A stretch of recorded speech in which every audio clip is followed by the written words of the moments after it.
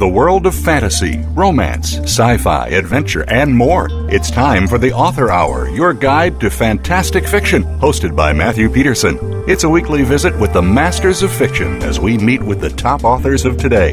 Now, here's Matthew Peterson.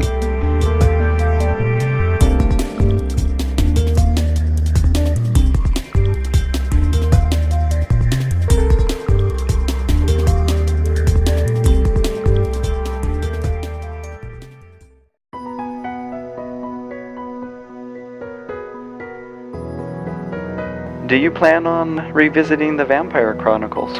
No, I wrote 11 books with those characters, and I loved doing it, but I really am finished. I have no more stories to tell from the point of view of Lestat and Louis and Armand and those characters.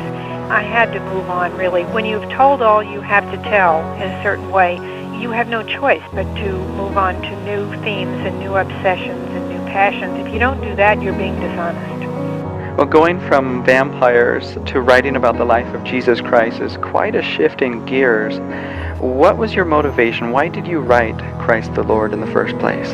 Personal conversion. The fact that faith came back to me. The few villains in it tend to be white in the first book, and everybody else is brown or black. Yeah. But I don't say very much about it, because I figured, that would kind of put off a lot of white kids.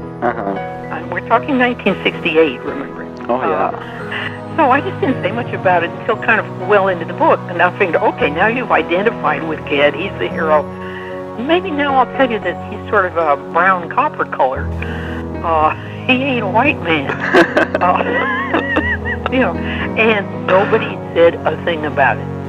And you know what's kind of touching is that recently I've been hearing from grown-up, middle-aged people of color who tell me that the first fantasy they were able to read was My Wizard of Earthsea because they were in it. Yeah. And they weren't in any of the others. What was it like growing up with Frank Herbert?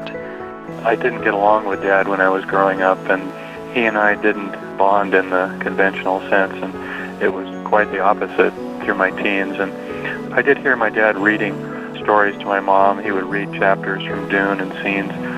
When I was in my 20s and my mother was 47, she got terminal lung cancer and was given 6 months to live.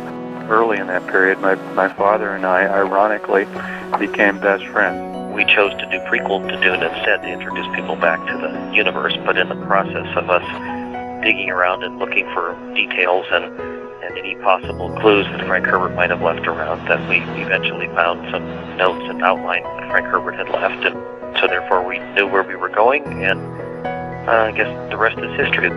Well, Ender's Game has been out for a long time, for a couple decades now, and so... sometimes I actually think that it was written before I was born. It's so old now.